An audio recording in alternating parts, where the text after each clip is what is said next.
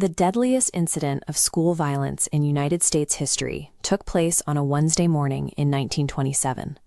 38 children were among the 45 people killed when hundreds of pounds of carefully planted dynamite and incendiary explosives leveled the local school. The perpetrator was Andrew Cahoe. At 55 years old, he was a local farmer and a frequent volunteer who had lived in Bath Township, Michigan for years.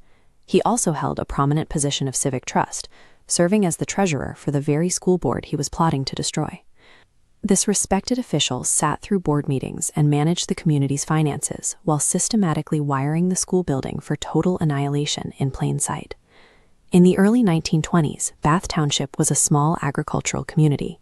After years of debate, the town voted to build a new consolidated school, a project funded by a sharp increase in property taxes. Cahoe despised the new taxes.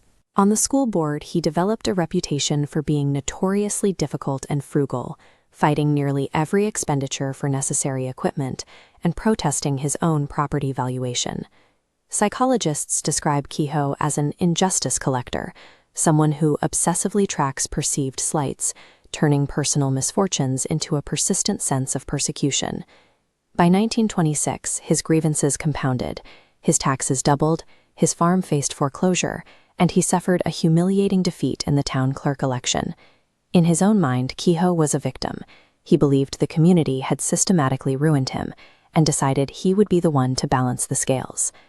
As an experienced electrician and board member, Cahoe was hired in late 1926 to repair the school's lighting system. He used the opportunity to gain free, unquestioned access to the building during the summer and late at night. He began purchasing pyritol and dynamite in small amounts from different stores over several months. Because these materials were common tools for clearing stumps on local farms, the purchases never raised suspicion. Working in secret, Cahoe smuggled over a ton of explosives into the school.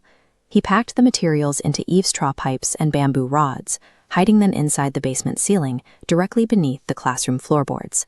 He maintained his public facade throughout the process, attending board meetings and managing the town's finances while his lethal preparations continued after dark.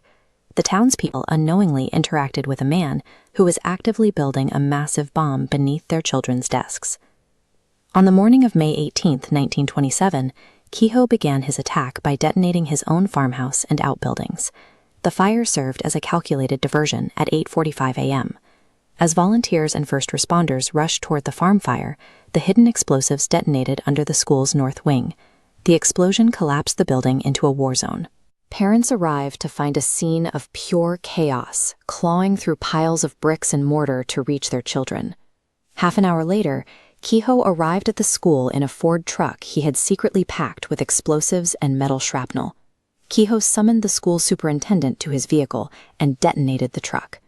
The blast killed both men and scattered lethal debris into the crowd of rescuers. The truck bombing revealed a synchronized, multi-stage attack designed to maximize casualties and eliminate the town's leadership during the initial rescue efforts. While searching the rubble, state police discovered an additional 500 pounds of unexploded dynamite wired under the school's south wing. A lucky short circuit caused by the first blast was the only thing that prevented the total annihilation of the entire student body. At Cahoe's destroyed farm, investigators found a stenciled wooden sign wired to the fence. It read, "Criminals are made, not born." This message reflects the core of the injustice collector profile. Even after murdering dozens of children, Cahoe deflected all personal responsibility and blamed society for his own actions. The Bath School disaster demonstrates that the pseudo-commando mass murderer predates the modern era, serving as a reminder of how quietly perceived grievances can accumulate into mass violence.